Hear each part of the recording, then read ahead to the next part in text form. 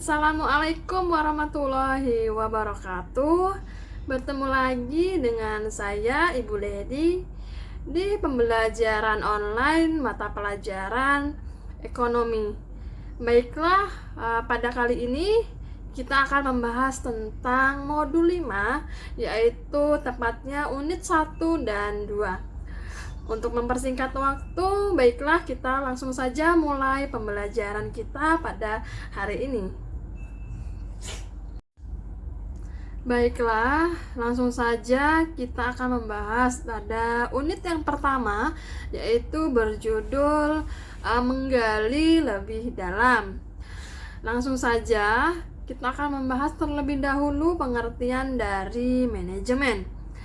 Manajemen menurut Manulang dalam bukunya Manajemen Personalia, yaitu yang terbit pada tahun 1992, adalah sebagai berikut.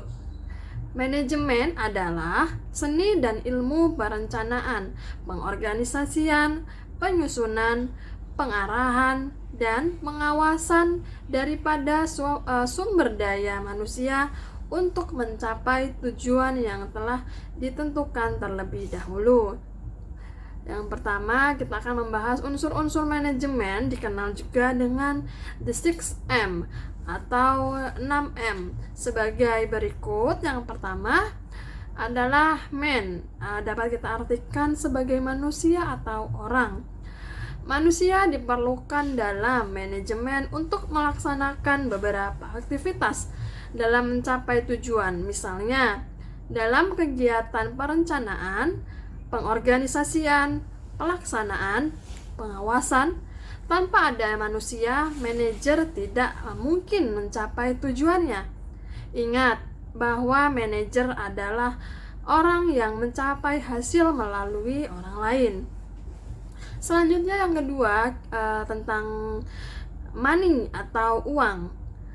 Uang digunakan untuk menggaji pegawai, membeli peralatan-peralatan, membeli bahan-bahan baku, dan sebagainya. Selanjutnya yang ketiga, yaitu materials atau bahan-bahan material. Material atau bahan baik, bahan setengah jadi maupun bahan jadi pun diperlukan dalam proses pelaksanaan kegiatan. Yang keempat adalah mesin atau mesin-mesin. Mesin digunakan oleh manajemen dalam proses pelaksanaan kegiatan, apalagi di masa sekarang di mana ilmu pengetahuan dan teknologi telah berkembang maju dengan pesat. Selanjutnya yang kelima, metode. Pemilihan metode atau cara yang tepat akan menentukan tercapainya suatu tujuan. Yang keenam, market seperti penguasaan pasar. Market artinya pasar, yaitu penguasaan pasar dibutuhkan untuk menyebarluaskan hasil-hasil produksi. Jadi untuk memasarkan produksi kita membutuhkan suatu pasar. Selanjutnya saya akan membahas tentang fungsi dari manajemen. Adapun fungsi-fungsi manajemen secara umum adalah sebagai berikut. Yang pertama adalah planning atau perencanaan. Perencanaan adalah kegiatan-kegiatan yang menyangkut usaha membuat rencana, membuat suatu ikhtiar terperinci mengenai segala sesuatu yang diperlukan untuk dikerjakan dan bagaimana caranya melaksanakan dalam mencapai tujuan. Itulah yang disebut dengan planning atau perencanaan. Yang kedua adalah organizing atau pengorganisasian. Pengorganisasian adalah keseluruhan aktivitas manajemen dalam mengalokasikan keseluruhan sumber daya sesuai dengan rencana yang telah dibuat. Selanjutnya yang ketiga adalah actuating atau penggerakan. Penggerakan atau actuating adalah tindakan yang mengusahakan agar seseorang atau semua kelompok mau dan memulai bekerja dengan senang hati untuk melakukan tugas pekerjaannya sehingga dapat selesai sesuai tujuan yang telah ditetapkan. Itulah yang disebut actuating atau penggerakan. Selanjutnya yang keempat, controlling atau pengawasan. Pengawasan adalah rangkaian dari kegiatan yang harus dilakukan untuk mengadakan pengawasan, penyempurnaan, dan penilaian untuk menjamin agar tujuan dapat dicapai seperti yang telah ditetapkan dalam perencanaan. Itulah controlling. Selanjutnya saya akan membahas tentang bidang-bidang dari manajemen.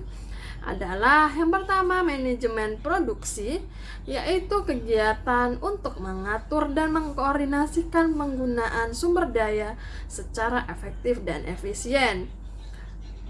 Yang kedua, yaitu manajemen pemasaran, yaitu kegiatan yang berkaitan dengan memasarkan produk kepada konsumen. Selanjutnya, yang ketiga adalah manajemen keuangan, yaitu kegiatan untuk memperoleh dan menggunakan dana untuk berbagai penggunaan bisnis. Selanjutnya, yang keempat atau terakhir adalah manajemen sumber daya manusia, yaitu merupakan penerapan manajemen yang berkaitan dengan perencanaan, pengadaan, kompensasi, pemilihan, dan pengembangan sumber daya manusia.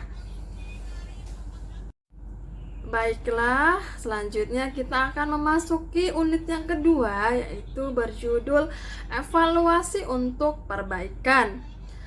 Pengertian dari evaluasi. Evaluasi menurut pendapat Suharsi Arikunto pada tahun 2004 adalah kegiatan untuk mengumpulkan informasi tentang bekerjanya sesuatu, yang selanjutnya informasi tersebut digunakan untuk menentukan alternatif yang tepat dalam mengambil keputusan. Itulah pengertian dari evaluasi menurut Suharsi Arikunto. Selanjutnya, tujuan dari evaluasi adalah menurut Kornberg pada tahun 1963, seperti dikutip oleh Purwanto dan Suparman, bahwa evaluasi mempunyai tujuan sebagai alat penyedia informasi untuk membuat keputusan. Itulah tujuan dari evaluasi. Selanjutnya, menurut Juju Sujana pada tahun 2006 menyatakan berbagai macam tujuan evaluasi, yaitu yang pertama adalah memberi masukan untuk perencanaan program.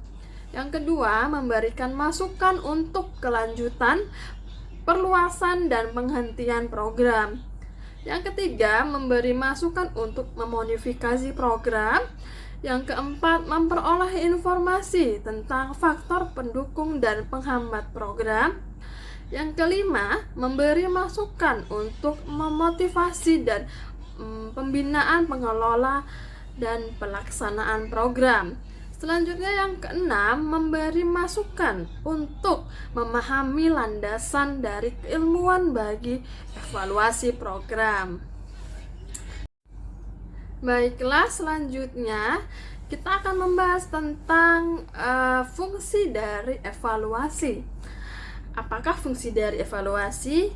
Evaluasi mempunyai beberapa fungsi, yaitu sebagai berikut. Yang pertama, memberikan informasi yang valid dalam mengenai kinerja kebijakan, program, dan kegiatan.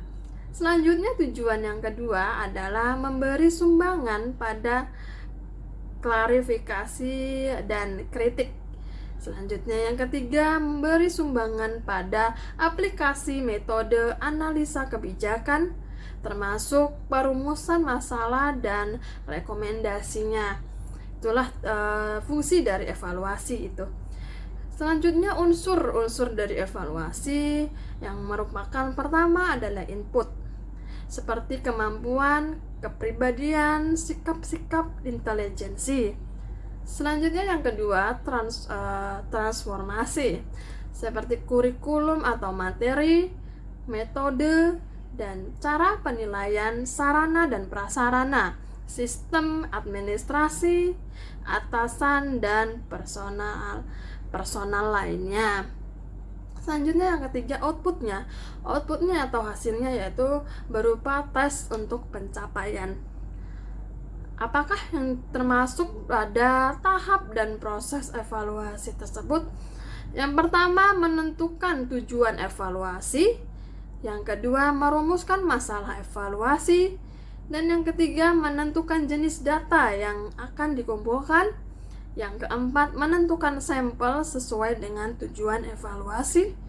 Yang kelima, menentukan metode evaluasi sesuai dengan tujuan evaluasi. Selanjutnya yang keenam, menentukan alat dari evaluasi. Yang ketujuh, merencanakan personal evaluasi. Yang kedelapan, merencanakan anggaran. Dan yang kesembilan, yang terakhir, merencanakan jadwal kegiatan evaluasi. Baiklah, cukup sekian pembelajaran ekonomi kita pada hari ini. Sampai jumpa lagi pada materi pertemuan selanjutnya. Saya akhiri. Wassalamualaikum warahmatullahi wabarakatuh.